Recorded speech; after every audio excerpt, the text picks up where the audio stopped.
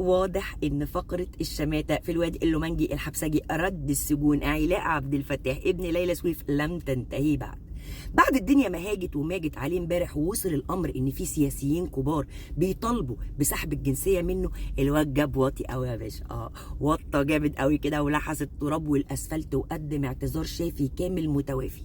نشوف بقى نص الاعتذار. بداية بيقول لك أنا مقدر قوي الناس اللي اتصدمت وشافت إن كلامي أعدائي وشرير، بس باشا أنا كنت عيل صغير وطايش. الولا مواليد 81 وقت ما كتب الكلام كان قرب داخل بوشه على ال30.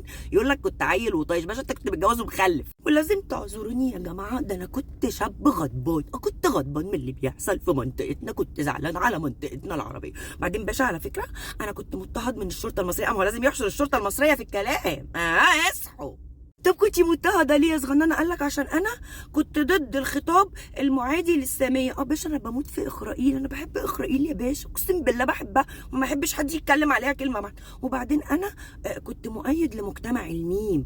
ايه مجتمع الميم ده حبايب قلبي؟ اللي هم العيال الريمبو، الخواجات. الواد نايس يقول لهم انا خواجه وبتني والله، بس يعني خلوني والنبي خلوني ما تسحبوش الجنسيه. وبعدين باشا انا عايزه اربي ابني، انا عايزه اربي الواد، انا عايزه احتفل بعيد ميلاد ابني اللي تم 12 سنه، وانا عايزه احتسي مج القهوه بتاعي، وانا حاسس في نفسيتي قوي يا جماعه.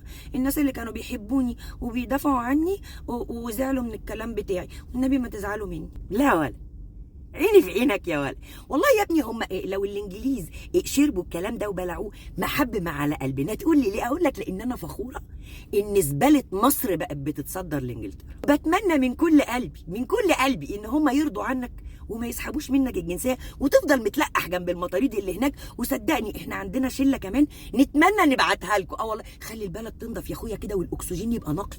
بس هو السؤال الملح عليا قوي، يا ترى النخبة بتاعتنا سبب نكبتنا ايه رأيها في النخبة الانجليزي لما شافوا تصريحات من 15 سنة وابتدوا يحاسبوه عليها لدرجة ان هم كانوا عايزين يصنفوه ارهابي ويسحبوا منه الجنسية؟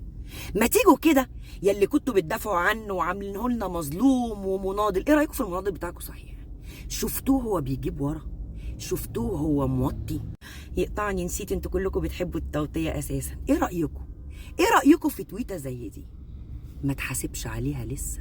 لو سألت عيلته ووريتهم التويتات دي قالوا لك ما كانش محبوس عشانها، يعني لسه ما تحاسبش عليها. الولا علاء ابن ليلى لحد 2020 كان بيعادي مصر وبيروج اشاعات وبيحرض ضدها، وحتى لما طلع بعفو رئاسي فضل برضه قليل الادب وصليط اللسان، لكن هو ما اعتذرش لمصر والمصريين. علشان كده احنا مش باقيين عليه في الزباله يالا مكان ما انت قاعد.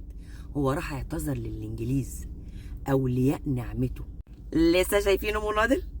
لسه شايفينه الجن ابن العفريت؟ الساده الفنانين والفنانات اللي اول ما طلع من السجن رحتوا منزلين بوستات مباركه وتهنئه. ايه رايكم في الكلام ده على مصر؟